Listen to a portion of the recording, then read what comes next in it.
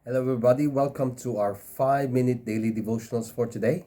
This is a series of short videos sharing some thoughts on a passage mula sa ating Moravian daily text readings. And today's session is the last on our passage mula sa Galatians. And it's taken from Galatians chapter 6, verse 6 to 18. So just a quick review from yesterday.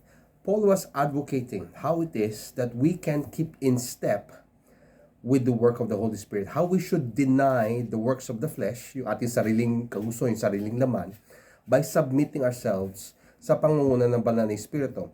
And in verses 1 to 3 of chapter 6, Paul reminds us to restore those na napalayo sa Diyos, to help those that are in need, but also to be aware of our own situation, na hindi tayo magmayabang. Kasi tayo mismo, meron din kahinaan at pangangailangan ng tulong mula sa ibang tao.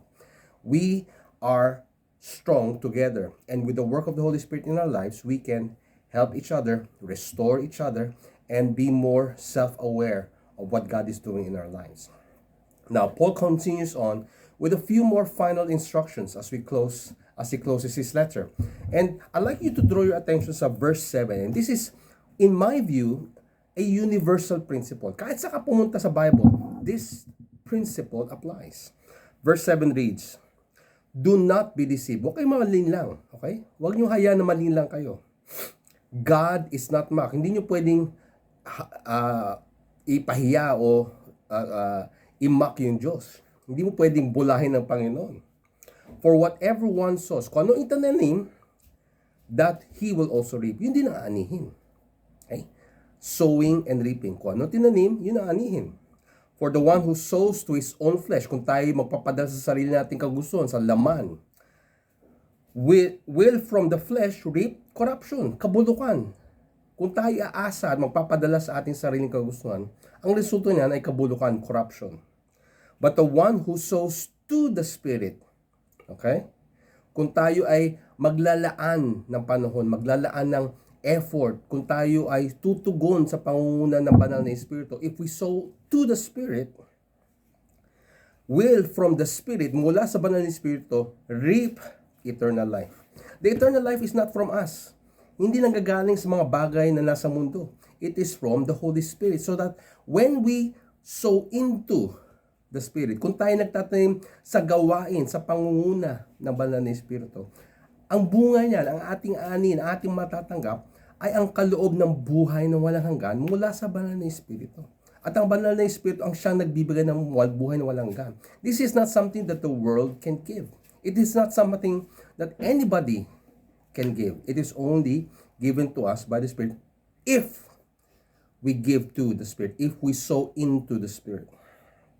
Verse 9. And again, I'm just reading through the passage because it's so rich. Verse 9. And let us not grow weary. Okay? Huwag tayong manghina. Huwag tayong magdalawang isip. Huwag tayong magduda. Let us not grow weary. Huwag tayong mapagod of doing good. Okay? For in due season, sa takdang panahon, we will reap if we do not give up. Now, that's a minefield. There's a lot there. So, ang sinasabi dito, meron bang mga bagay na pinapagawa sa'yo ng Diyos? Alam mo na mabuti yan. Feeling mo ba na parang, ay, pagod na ako, ayoko nang gawin to. Kasi hindi mo nakikita yung resulta, yung bunga na inaasahan mo. Paul is saying, do not be weary in doing good. Kung alam mo tama, patuloy mong gawin. Sa takdang panahon, ang takdang panahon na hindi nakasalalay sa atin. Ang takdang panahon na nakasalalay sa Diyos, sa pangunguna ng banal na Espiritu. Let us trust God na tayo magpatuloy sa ating paglilingkod, na gawin yung tama. For in due season, we will reap if we do not give up. Paano mo nalaman na nagbunga yung efforts mo kung nag-give up ka na? Di ba? We lose out by default because we stop. We give up. Let me encourage you. Paul is encouraging us as well. Do not grow weary in doing good. Anything that is good, done in the power of the Holy Spirit, will reap a reward in due season. What's the command? What's the instruction? Do not give up. Huwag kang susuko, kapatid. Yung bagay na pinapagawa sa iyo ng Diyos na tama, na kalugod-lugod sa Kanya, ay magbubunga ng mabuti sa takdang panahon. Let us trust God that will come soon. Verse 10, so that as we have every opportunity, let us do good to everyone. Kung may pagkakataon tayo, huwag tayong manghinawa o magdalawang isip. Let's do what's good. Especially, ito yung ina-advocate ni Pablo, especially to the household of faith. Yung mga kapwa nating mananampalataya, mga tagasunod ni Kristo.